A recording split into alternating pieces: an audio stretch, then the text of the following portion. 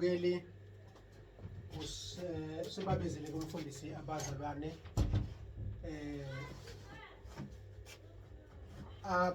abashise izitifiketi sithi ake sizozwa ngabo singayicabangeli Mbukeli.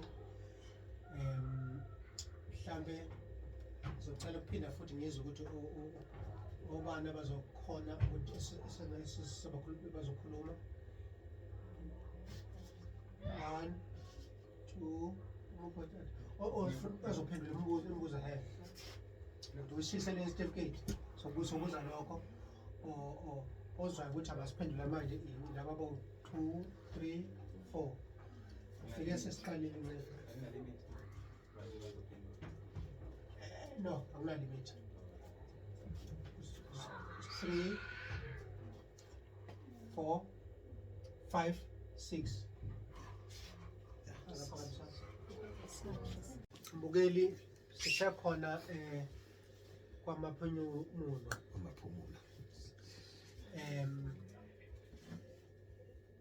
kule ndawo leyo ke kwasibiya Mbukeli sisethi sesithe ake sizwe ngalaba okuthiwa bashisa certificate ukuthi ke bayishiselana kodwa kamanje ke sine intokazi lapha igama lesibonga sise Amen. Ngiyazana ngiyabonga kaJesu Kristu waseNazaretha. Mina nginguthandeka Khumalo oshadile kancane futhi empilweni inkuma mncane. Haleluya.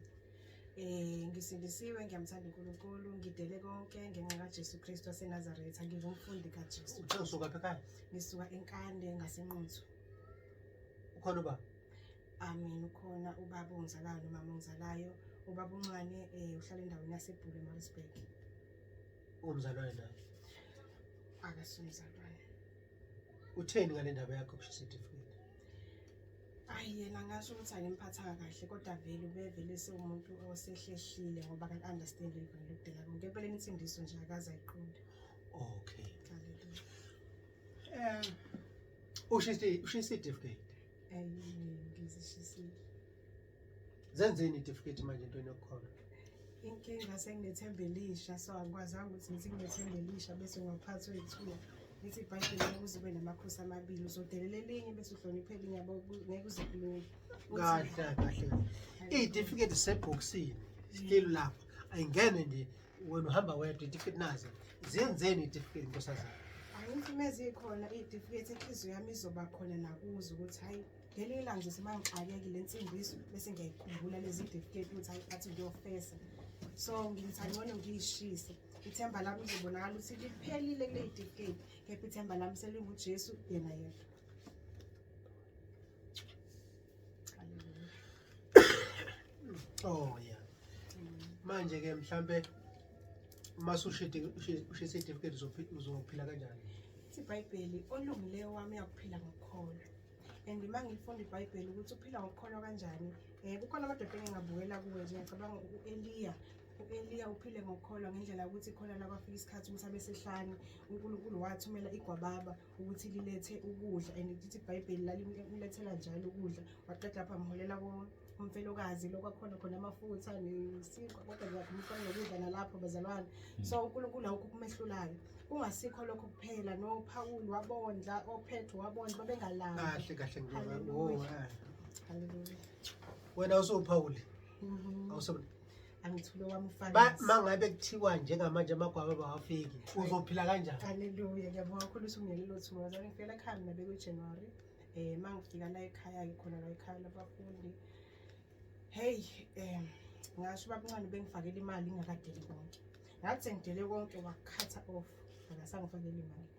Okay mangithi mina ngikholwa ukuthi olungila Jehova uyakuphila ngikholwa ngambheka uNkulunkulu Nkosi ngithembe wena wedwa ke manje. So ngokuthemba inkosi nje yona yodwa bazalwane angazi ngayichaza kanjani lento le siyatshala la ekhaya labafundi bazalwane ezicathwa nje basivezela ukuthi ayithunga but inkosi iya provide ngendlela yayo ongeke wayichaza. Asilali singadlile inkosi iya provide. Siyatshala siyasebenza siyatshala kodwa ngisho ukuthi kwabona akulona ithemba lethu ngoba inkosi iyasinakekela yona ngendlela yayo. Ngeke wayichaza ngendlela ezokwanela ngasho nje kanjalo inkosi iya provide kakhulu. ngingasho ukuthi lokhu kusuke sekuthayisela nje kodwa empeleni inkosi ngaphandle kwakho iyakwazi ukuthi isihonje.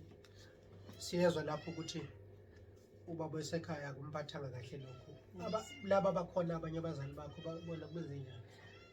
Nomama naye akayizwisisanga, still abakayizwisisa basekhaya.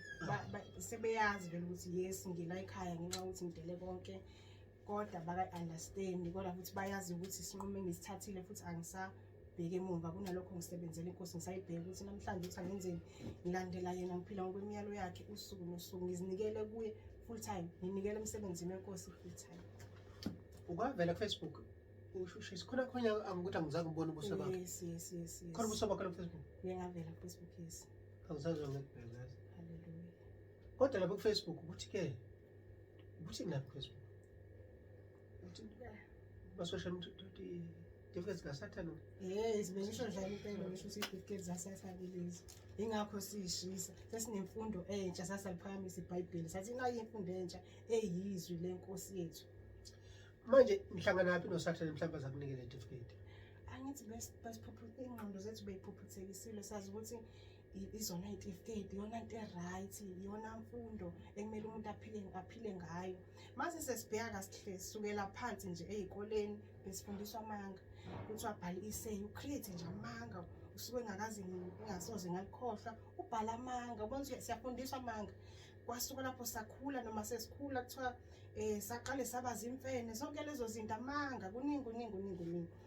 Sathi makhamba sahamba-ke kodwa nje kuningi bazalwane, even emsebenzini bazalwane kuningi kakhulu. iBhayibheli lithi ungabulali, kodwa siyathola ukuthi namanesi abesigqugquzela ukuthi kumele senze ama-abortion, kumele kuningi bazalwane, kuningi. So le mfundo nje vele ingakasathandi bazalwane. Yeah.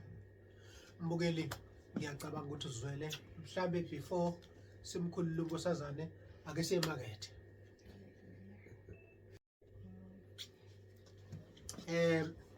Mbukeli, sesiyabonga sisabuye emakethe. Cha besahleli na intokazi le, sengithi ke before ihambe Mbukeli ake ngizwe ukuthi mhlambe kukhona okushodayo mhlambe ebefisa ukukhuluma emphakathini. Amen. Haleluya bazalwane, nginobuye umfakazi bazalwane, ngifisa ukushare buningi kakhulu ubufakazi bami kodwa ngizoshare official. Okay bazalwane, ubunye nje ukuthi ngifika la ekhaya labafundi ngafika ne-suitcase nje bazalwane eyodwa evalekayo.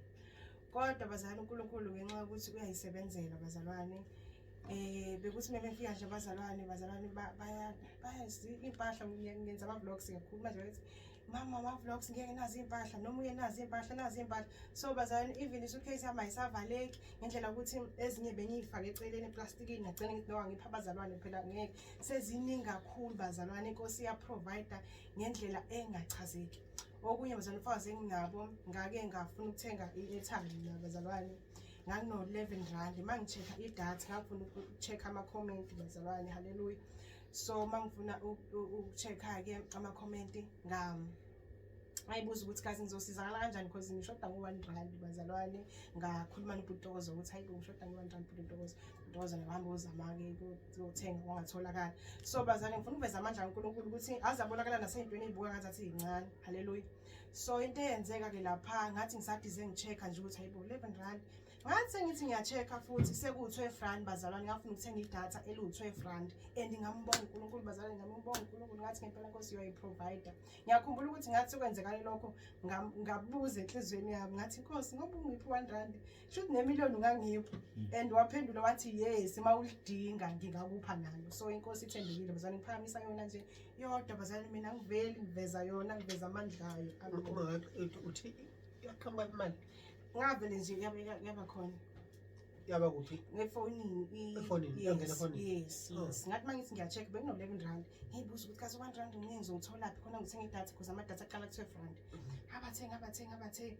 Hayi kwathi makuhamba isikhathi hayi mana ngichecke. Ngathi mangithi ngichecka sekuwu-R12 bazalwane, uNkulunkulu uyasebenza bazalwane, futhi akaguquki. Ngiyacabanga iBhayibheli siyalifunda sonke bazalwane lithi iBhayibheli uEliya wawumuntu efana nathi kodwa wakwazi ukuthi akhulekele imvula ukuthi ine nangempela yana, wakhulekela ukuthi ime nangempela yama. Lawo mandla nalelo gunya sisasenalo. Leyo mvula ngisale sengisho ke bazalwane, lelinye ilanga la ekhaya abafundi ngokuhamba amanzi bazalwane. So ngangisezansi ke ngikhuleka, Nkosi ngiyacela, ngicela unise imvula, Nkosi ngiyacela. And ngangahlela ngizokhuleka lo mkhuleko bazalwane, sinophuma sikhuleka. So ngaphuma ilanga vele ngakhuleka lo mkhuleko, Nkosi ngiyacela, cela unise imvula. Bazalwane sathi makusekuseni imvula yayina ngamemeza ngathi Nkosi uthembekile, Nkosi uthembekile. Ngagijima ngiyoxoxana nabazali bami enkosini. Baba nomama imvula iyana, inkosi ithembekile, bengikhuleka ebusuku. So bazalwane inkosi ayiguquki, isaseyiyo lesifunda ngayo eBhayibhelini. Imangaliso sesiyibuka izenza ngathi ke manje izenza kithi. Amen. Haleluya. Hayi, mbukeli.